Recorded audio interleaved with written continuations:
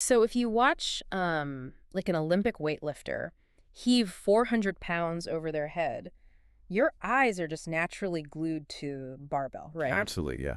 You look at their hands, you look at their, you know, straining shoulders, maybe the grimace on their face, Right.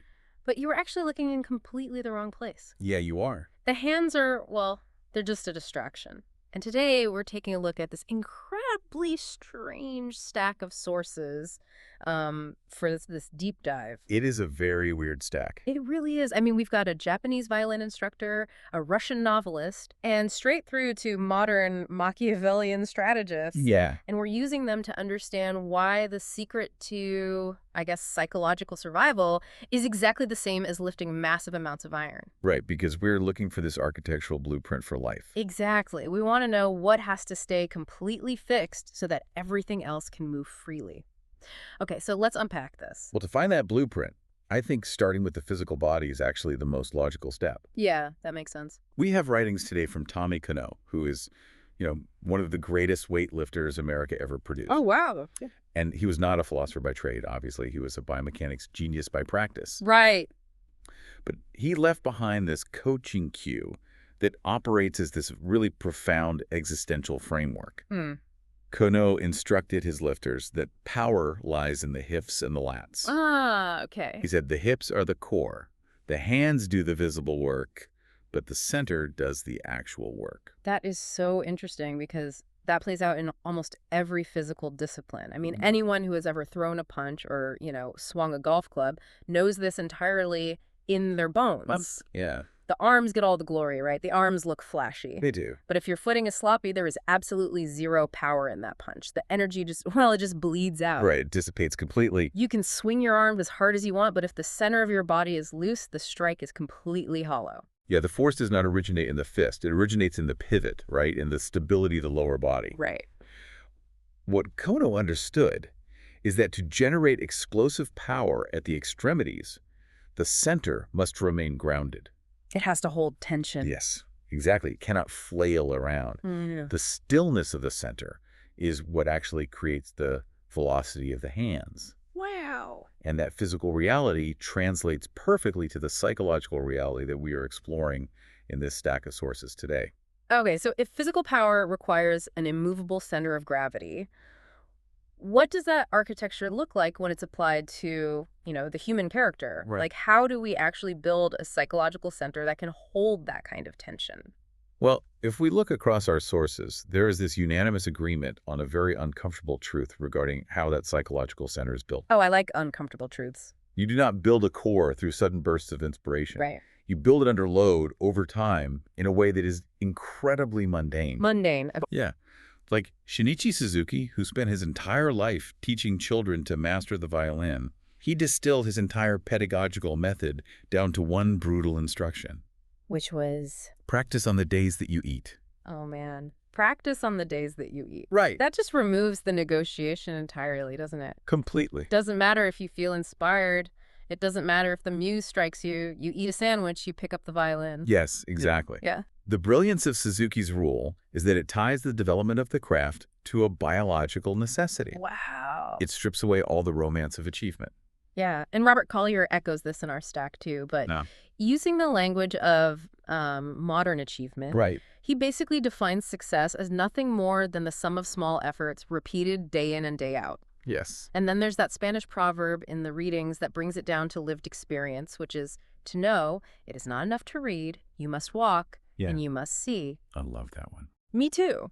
Because reading is an intellectual exercise, right? Yeah. But walking and seeing, well, that requires actually putting the miles in. Exactly. All three of these voices, Suzuki, Collier, and the Spanish proverb, they are attacking the concept of the core from different angles. Right? A psychological center isn't installed by insight alone. Yeah. It is built the exact way physical muscle is built. Just repetition. Yes, repeatedly on completely ordinary days that do not feel like they're accomplishing anything special at all. Okay, I have to jump in here and push back on this a little bit. Sure. Especially for the person listening right now who is, I don't know, commuting to a second job or dealing with screaming toddlers or just navigating the general exhaustion of modern life. Oh, absolutely. Telling someone who is already completely burnt out that they need more unglamorous daily discipline sounds tone deaf. I could see that. Right, because we live in a culture obsessed with life hacks and paradigm shifts precisely because people are tired. They are looking for a structural change, an aha moment, because they legitimately do not have the energy for endless, boring daily repetitions. So how does doing more boring stuff actually prevent burnout? It does sound super counterintuitive at first. It really does. But avoiding the unglamorous daily discipline is actually what causes the burnout in the first place. Wait, really? Yeah. And this is where the Stoic philosopher Epictetus enters our conversation. Okay. He writes, "It is the nature of the wise to resist pleasures, but the foolish to be a slave to them." Okay. Now, it is very easy to read that and assume Epictetus is just being this moralizing scold, right? Telling us to deny ourselves fun just for the sake of suffering. Yeah, exactly. Like a stereotypical Puritan, don't eat the cake, don't watch the movie, just suffer. Right, but reading it as moral instruction totally misses the mechanics of what he's talking about. Oh, interesting. Resisting pleasure in the Stoic sense is actually about structural conditioning. Structural conditioning. Yeah. When you practice resisting a small temptation, you are putting your psychological center under tension. Ah, I see. You are training it to hold weight. And why does this prevent burnout?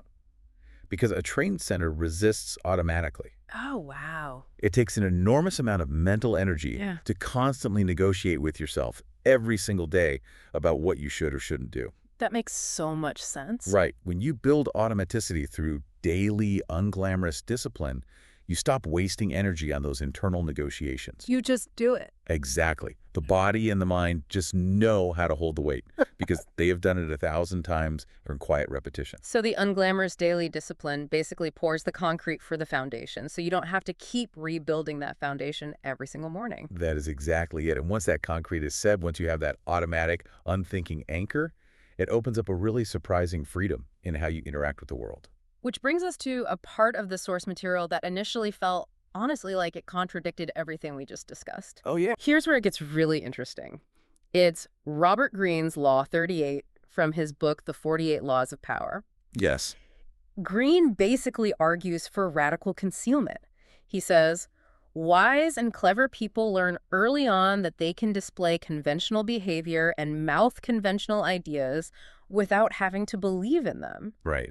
I mean, he is basically telling you to leave your values at the door, put on a mask, and just act like the people in the room want you to act. Yeah. Reading that in isolation, it sounds so hollow. It sounds two-faced, like a total lack of integrity. If you read Greene by himself, it can absolutely sound like an endorsement of sociopathy. Right. You just become a chameleon with no actual self. Exactly.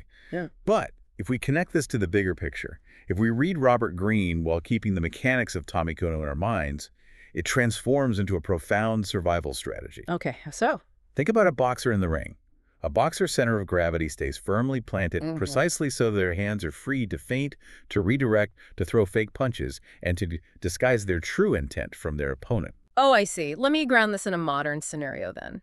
Say you are in a corporate boardroom, and the executive team is obsessing over some new initiative that you fundamentally know is meaningless. Happens all the time. Right.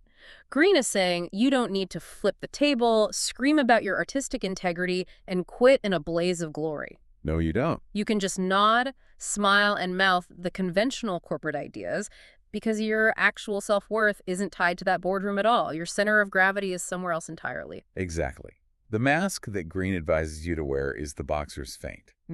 It only works, and it is only safe from destroying your actual identity if your internal convictions are totally planted. Right, if you have that core. If you have no internal anchor, taking Greene's advice will cause complete self-erasure. You just lose yourself. You will become a mirror of whatever room you walk into and eventually forget who you actually are. But if you have a fixed center, the mask protects it. The stillness of the center enables the flexibility of the exterior. Man, that completely reframes the reading from Marcus Aurelius in today's stats. Doesn't it? Yeah, because there is this passage based on his private notebooks where he is constantly reminding himself to be patient with people who behave badly. Right. He writes that they act that way because they literally don't know what is good and what is evil. And I always read that as Aurelius, just having this infinite saintly tolerance. Right, like he's just inherently better than everyone else. Yeah. But through this lens, patience is a flexible outward posture. It's a mask. Yes. Patience is a highly strategic deployment of energy. It is not passive at all. Right. Because if you are an unstable person, if you lack that internal anchor, you literally cannot afford to be endlessly patient with fools. No, it drains you completely. Their chaotic energy infects you. You snap, you get defensive, and you get dragged into their drama because you just have no solid ground to stand on. But a person with a fixed center can absorb that external chaos without it shaking their internal foundation. They can put on the mask of patience the same way a golfer's settled lower body can afford to let the shoulders swing wildly. That's a great way to put it. Patience bends to whoever is in front of you. It absorbs the blow. Yeah.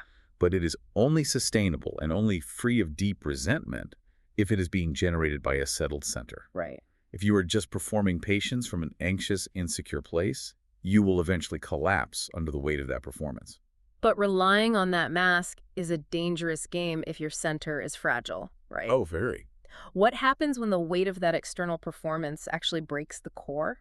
What happens when you realize the foundation you thought you had was never solid to begin with? That's when we turn to Leo Tolstoy for the diagnosis of that collapse. Okay. Tolstoy provides this devastatingly precise definition of depression. Yeah, this part was heavy. He describes it as a state of the soul in which you can see no sense, either in your own life or in the life of the world.